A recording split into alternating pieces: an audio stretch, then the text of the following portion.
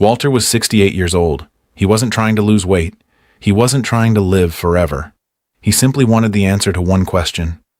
What would happen if he completely stopped eating added sugar for just 30 days? His family thought the idea was unnecessary. His friends laughed and said, "You'll be back eating cookies in a week." Even his doctor never actually told him to quit sugar. But 30 days later, one routine health check revealed something nobody had expected. Not a miracle, not a dramatic transformation, something far more interesting. A series of quiet changes that had already begun deep inside his body. And that's exactly what we're going to explore today. I'm Dr. Mike. Welcome to Longevity Lab. Every week we separate medical facts from internet myths using real science instead of empty promises. Because healthy aging isn't about finding one magical food. It's about understanding how your body actually works.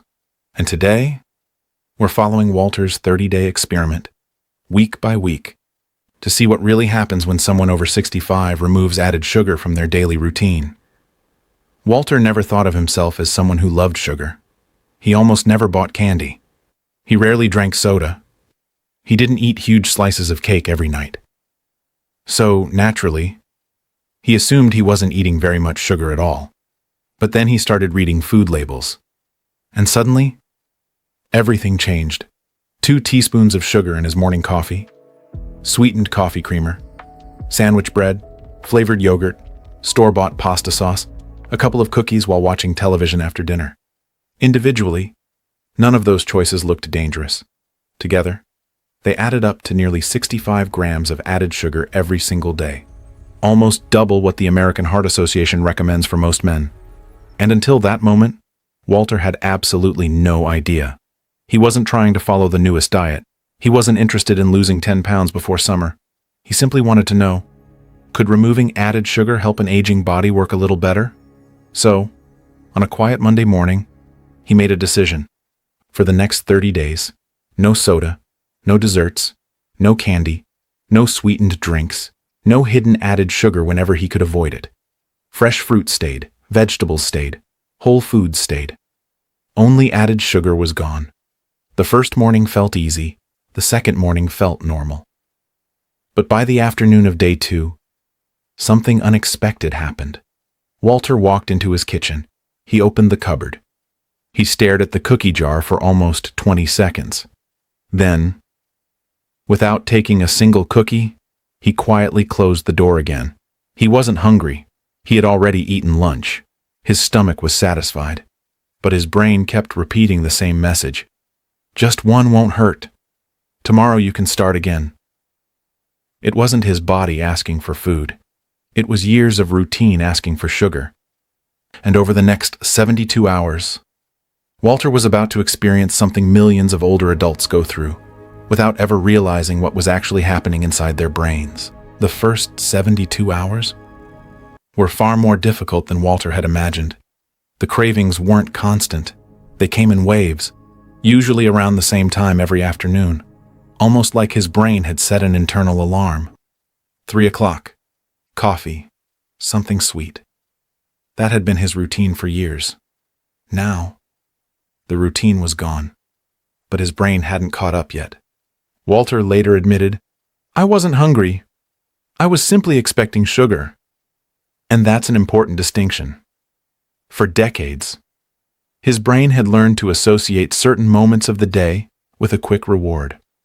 Morning coffee, afternoon snack, dessert after dinner. Every one of those moments triggered the brain to expect something sweet. When that reward suddenly disappeared, his brain protested. Research suggests that diets high in added sugar can influence the brain's reward pathways. When sugar is removed, many people experience temporary cravings, irritability, restlessness, and mood changes. Not because the body is starving, but because the brain is adapting to a completely new routine. Walter noticed it immediately. He felt unusually impatient. Small inconveniences seemed much more frustrating than usual. Even waiting in line at the grocery store felt irritating. Fortunately, those feelings didn't last forever, and while Walter was focused on fighting cravings, something much more important had already started happening inside his body. Every time we eat foods high in added sugar, Our pancreas releases insulin. Think of insulin as a key. Its job is to unlock the body's cells, allowing glucose to move from the bloodstream into the cells where it's used as fuel. It's an amazing system. But over many years, constant spikes in blood sugar force that system to work harder and harder. Eventually, the cells stop responding as efficiently. Doctors call this insulin resistance. It's one of the earliest changes that can eventually lead to type 2 diabetes, especially after the age of 60. The problem is, insulin resistance develops silently. Most people don't feel it happening. There are no flashing warning lights, no sudden pain, no obvious symptoms. It can quietly progress for years before anyone notices. That's why Walter's experiment mattered. By reducing added sugar, he wasn't simply eating differently. He was giving his body fewer reasons to produce repeated insulin spikes throughout the day. Clinical research has shown that reducing added sugar may improve insulin sensitivity within a surprisingly short period of time, even before significant weight loss occurs. And there was another invisible change taking place: inflammation. Scientists have found that consistently high added sugar intake is associated with higher levels of chronic inflammation throughout the body. Over time, that inflammation may contribute to heart disease, poor metabolic health, and even problems affecting the brain as we grow older. Walter couldn't feel any of that. He couldn't wake up and say, "My inflammation feels lower today." That's not how biology works. But inside, his body was already beginning to shift toward a healthier balance. Then, on the morning of day 7, Walter experienced something he hadn't expected at all. It wasn't the number on the scale. It wasn't his blood pressure. It wasn't even his energy. It was something much more personal. For the first time in months, he slept through the entire night without waking up. For Walter, that single night of uninterrupted sleep felt like a small victory. It wasn't dramatic, but anyone over 65 knows. A truly restful night can change the entire next day. He woke up feeling refreshed. His usual afternoon brain fog never arrived. For years, Walter had accepted that feeling mentally slow after lunch was simply part of getting older. Now, he wasn't so sure. His thoughts felt clearer. His concentration lasted longer, and he no longer felt the overwhelming urge to reach for something sweet every afternoon. Science offers a reasonable explanation. Large swings in blood sugar can affect energy levels and mental performance throughout the day. When blood sugar becomes more stable, many people report steadier energy, better concentration, and fewer afternoon crashes. It isn't magic, and it doesn't happen to everyone, but it's one of the most commonly reported changes after reducing added sugar. By the 3rd week, the physical changes slowly began catching up with how Walter felt. One morning, he stepped onto the scale. He had lost only a few pounds, not because fat had suddenly disappeared, but because his body was holding less excess water, and he was eating fewer highly processed foods. His face looked a little less puffy. His clothes fit slightly better.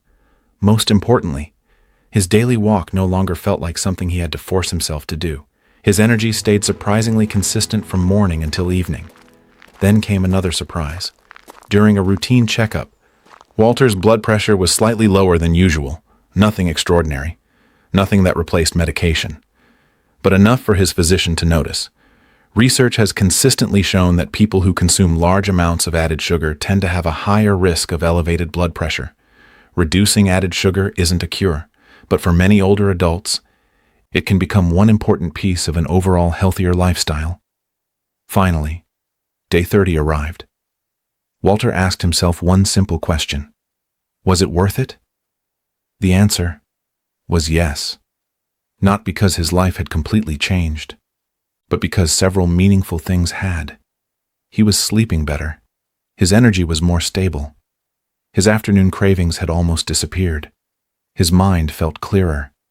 His blood pressure had improved slightly, and perhaps the biggest victory of all, he no longer felt controlled by sugar. That's something no number on a scale can measure. Now, Before you decide to try this experiment yourself, there's something important you should know. If you have diabetes, especially if you take insulin or medications that lower blood sugar, speak with your healthcare provider before making significant dietary changes. The same applies if you're taking medication for high blood pressure or managing any long-term medical condition. Healthy habits should always work together with proper medical care. Never replace it. So, what's the real lesson from Walter's 30-day experiment? It isn't that sugar is poison. It isn't that everyone should eliminate sugar forever. The real lesson is much simpler. Small decisions, repeated every single day, can quietly reshape your health over time. Walter didn't discover a miracle. He discovered awareness. He finally understood how his own body responded to one simple change. And sometimes, that knowledge is far more valuable than any miracle cure. Because healthy aging isn't about chasing perfection. It's about making better choices. One day at a time. I'm Dr. Mike, and this is Longevity Lab. If you enjoy evidence-based health stories designed specifically for adults over 60, subscribe, because next time, we're following another real-life experiment that could completely change the way you think about healthy aging.